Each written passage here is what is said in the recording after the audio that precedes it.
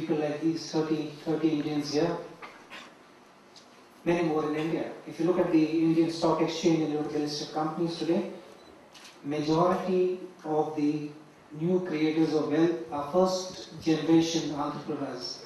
It's not old money. This book is also not about old money. It's about new wealth, created from ground zero. That is admirable. That is admirable because India has given up on the concept of socialism for the moment. The world has also largely given up on socialist principles. You heard of Francis Fukuyama when he wrote the end of history thesis about 20 years ago. He called it the triumph of liberal democracy, the triumph of capitalism, the end of all other ideologies. That, my friends, is true only if you do it in a certain way. Unbridled capitalism, selfishness is not going to take us anywhere. Let's talk about biology. Charles Darwin's theory of evolution, survival of the fittest.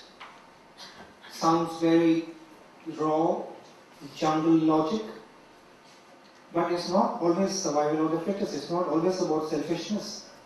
It is the human species trying to carry itself together as a species. And there are times when you have to be generous, you have to be giving.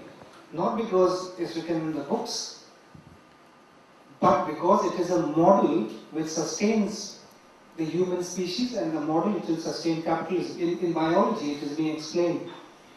The survival of fittest is also explained with something what is called reciprocal altruism. You are generous with your time, energy, money, because that will come back to you. It will come back to the system. It will reinforce a system which helps everybody grow. What is happening in the global world today? We talk about the financial crisis which began in the West, soon turned into economic crisis, and we are still recovering. Who knows what's in store in Spain, in Portugal? We were only talking about Greece, but no, we've got to brace ourselves. And what has fundamentally gone wrong, there are two elements. The selfishness.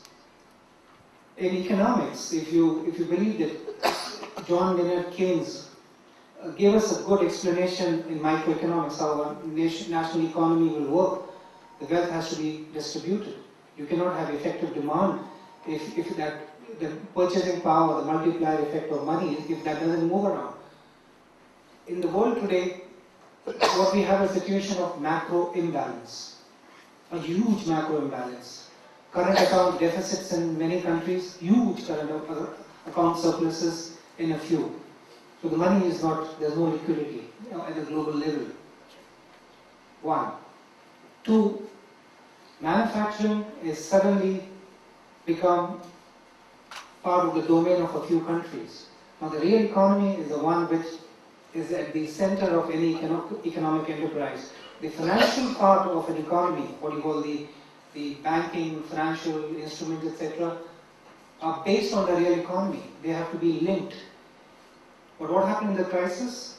If the real economy was worth X dollars, the financial economy, call it greed, call it hubris, became a factor of 10 or 15 or 20 times the real economy. Pure speculation, pure greed. Now, if you don't have the real economy, how can you have a financial sector in the stratosphere which is losing links with the real economy? That is selfishness. That is greed. And that is what is destroying the world today. It's not yet over. So my theme here is that you have to be reciprocally altruistic, whether it's the evolution of the human body, we have survived. All our genes are champion genes. The fact we are living here today and sitting in this table is because our ancestors must have fought the dinosaurs and must have fought enemies and nature, and we are all champion genes. But we could destroy that by selfishness, by not carrying the community together, not carrying the system together. So, on this occasion, what I would say is that private wealth creators is what we need, because that's the model the world has adopted. But the CSR activity should not just be a weekly puja or annual pilgrimage. It should be part of your system. You have to redistribute wealth. because well beyond a point, the diminishing return of money is huge. Beyond a point, it doesn't matter. But we as Indians can carry the community together, encourage talent, become mentors, and you will. I mean, there are 30 champions here. There are 30 waiting in the wings. If you decide to write a book in another 5 years, you have a lot of material. Because this is the new India. We're budding. The energy is palpable. I can feel that. I straddle both worlds, UAE, India, elsewhere. We all are here at a very good time, and it's a time to celebrate. It's also this is a very Indian book. I was going through the composition as a CG. When I think of India, I always think of all aspects of India. I'm delighted that this book has heroes which are from Western India, Gujarat, Rajasthan, Bombay, from South, from North. East is a little less represented, but the Ajmals somewhere owe their existence to Assam. So we're carrying that. Muslims, Hindus, Christians, that's the new India. That's all together. The power. And you are establishing it here, and we are establishing it in India. The country is moving on, thanks to diverse talents, diverse strengths. I would like to thank the authors for giving me the honor, and to set the ball rolling, I'm sure some of you buy books. The consulate, I assure you, will buy 20 copies. Thank you. Thank you.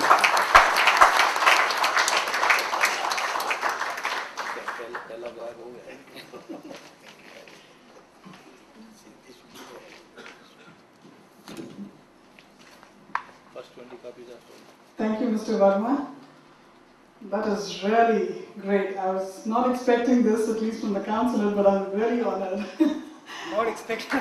Because I thought maybe the consulate, of course, would have a few copies, they would keep it there, but taking our copies is a big honor. Thank you very much. I would like to request all our Pacesetters who are present here to please come on the dais so that we can have a photograph taken along with the CG and the other members here. Please, and I would also like to request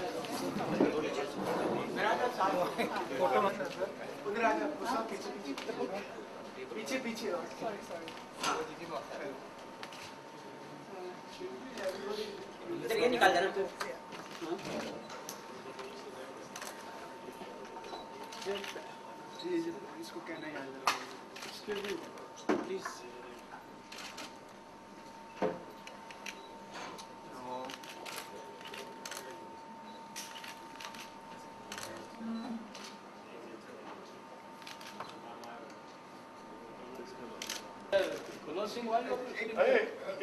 आ जाओ भाई क्या बात है भाई एक just wait sir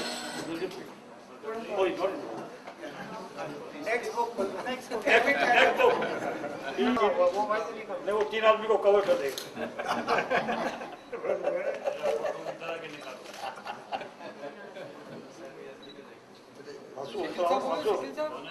please I think Thank you, sir. Thank you, sir.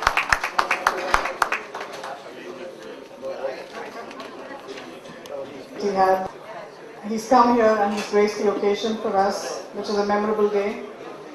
So I would like to thank the Consul General, Mr. Sanjay Verma, for being here today to release the book and making it a momentous day for all of us.